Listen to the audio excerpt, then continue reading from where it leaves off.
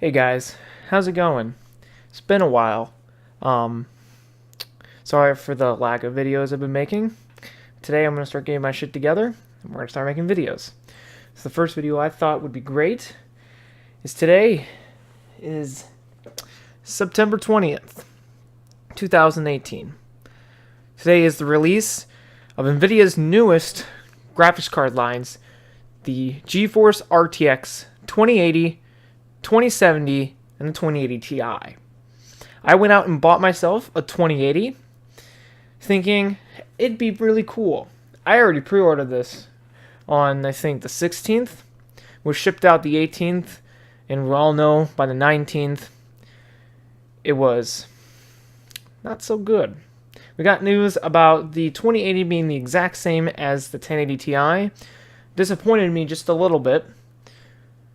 But overall, I still went and let it go.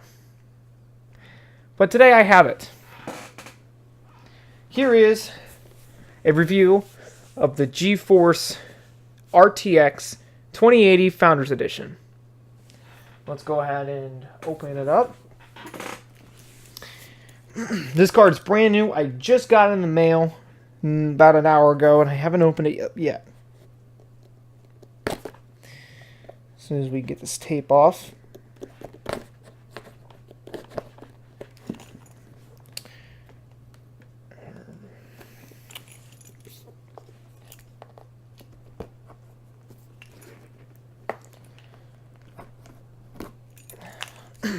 Okay.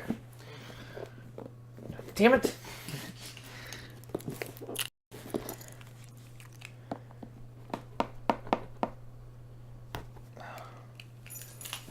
If we, yep. All right. Here it is. The Geforce RTX 2080 Founders Edition. Kind of excited.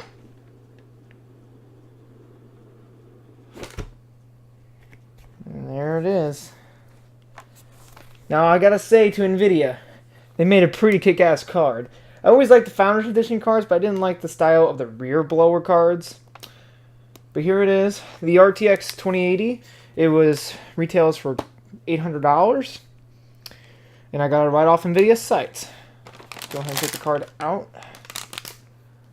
And immediately, one thing I don't like is the pins are not covered. As we knew from the previous cards, there was like a plastic little piece, and rubber piece actually, that would fit over the pins, as you can see here.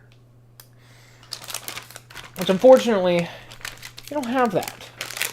Some I don't like. But either way, that's what it looks like. Let's go ahead and take the plastic off of it.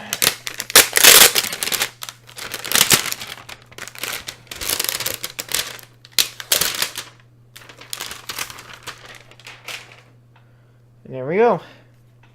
As we can see, we have the RTX logo right there. And the Geforce RTX right here. And a cool little back plate with RTX 2080 on the back.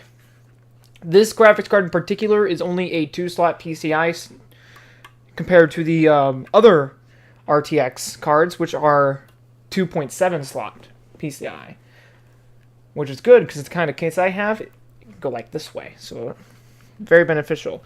The 2080 itself has one 3-pin and one 6-pin and one 8-pin PCI Express power connector. So keep that in mind. It's a really nice looking card. I have to give it to Nvidia for this and their style of going with a outblower instead of a rear blower card. But enough of that. Let's go and put this back in the box here.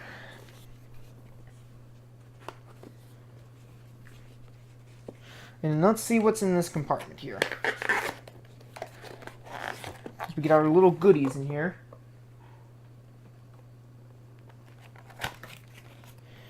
So we have, I'm assuming this is a DisplayPort to DVI connection, because I forgot to talk to you about that. Nvidia completely went away for using the DVI port. Then you now have 3 display port, 1 HDMI, and a USB-C connector, which is kind of interesting. I've heard something about VR, so it'd be kind of interesting to use. Let's go ahead and have this. So here's the little adapter. So in case if you don't have a display port in your computer, they gave you, bundled with it, display port to plug into your graphics card, and then a female DVI-D video cable, which is something I like.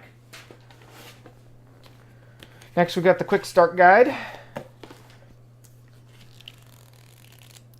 Really, really thick.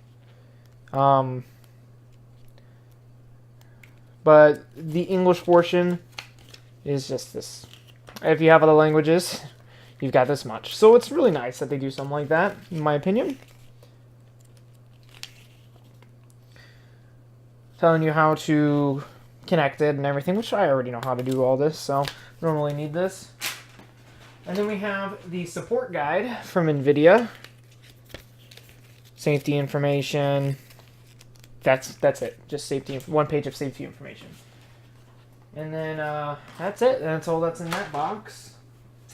I think that's it that comes with it.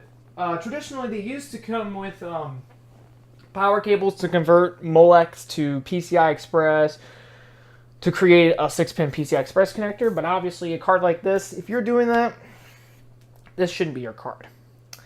But I digress. We're going to go ahead and connect it to our computer right here, which is going to be all ran under a B150 motherboard with an i7-6700K, not overclocked, and 16 gigs of DDR3 memory. So, be right back with that. Alright. So, as we can see right here, we have our Geforce GTX 1080 for the win card. This is the original for the win card. No really particular problem with it. I had my cooler right there, the RAM's over there, you know, some standard stuff, my SSD. If you want a full knowing of what my specs are, it will be in the description, so check that out if you would like to know. So first we got to power off the computer, because I haven't done that yet. And we're going to have to switch to the camera microphone, so it'll sound a little different. Alright, the computer is now off, so let's go ahead. And for this particular case, you just unscrew these 2 screws in the back of the case.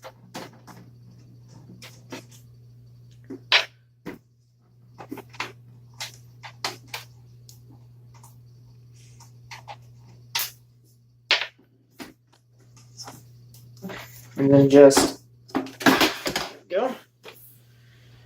So you take the case off for this one.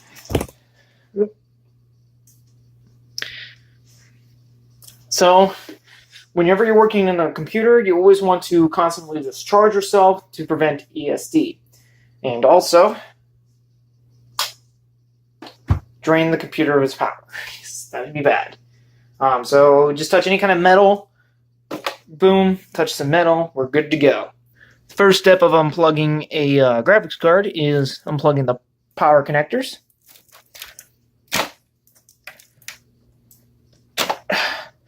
That's done.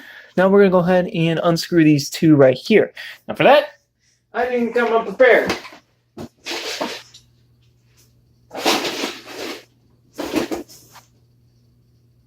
Alright, maybe I did. Alright, here's a screwdriver. Just a standard Phillips will do. Also discharge your tools as well. Now, we will just unscrew these. These are thumb screws as well. However, it's kind of hard to reach your thumb right here. Unscrew it. Plus, I screwed it kind of tight last time I screwed these in. Also, you want to kind of hold your graphics card, because putting that exert of gravity could potentially not be good.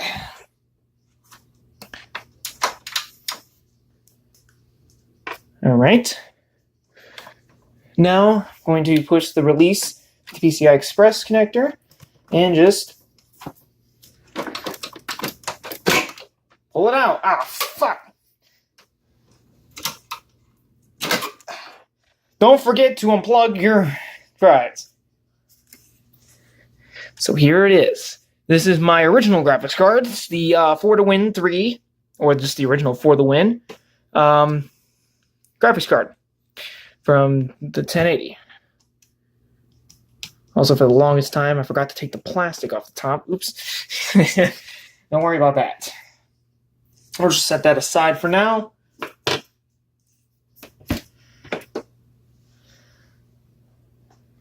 Grab our new RTX card.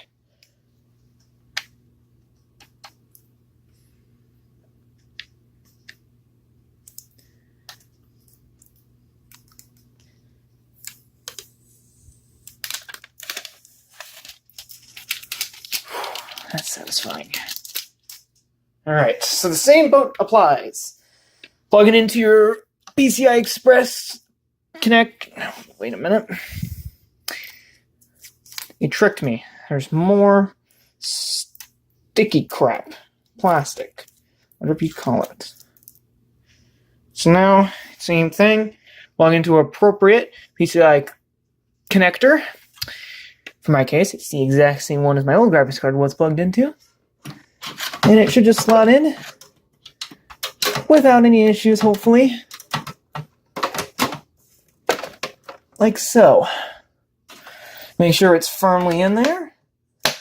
There we go. Like so. Sometimes you hear it click, sometimes you don't. It just depends on your card. And now we will screw these back in. This graphics card is actually kind of cool because it has an actual point where I can screw these in by hand. But I'm, of course, going to use a screwdriver to keep it tight in there because you wouldn't want it to get loose. There we go. There we go. One final step. I'm going to plug in your two PCI connectors. One of mine needs to be reduced to a 6-pin, which is kind of hard because it's been like an 8-pin for like literally ever. Actually, it's like really stuck on there. Jesus. Ah, Jesus. There we go. And then we keep this one as the 8-pin. Plug that in.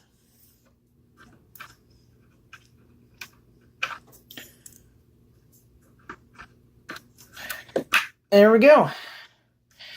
Graphics card now has power. It's connected to the motherboard. We're good to go. Now we got to get the drivers, make sure everything works as well.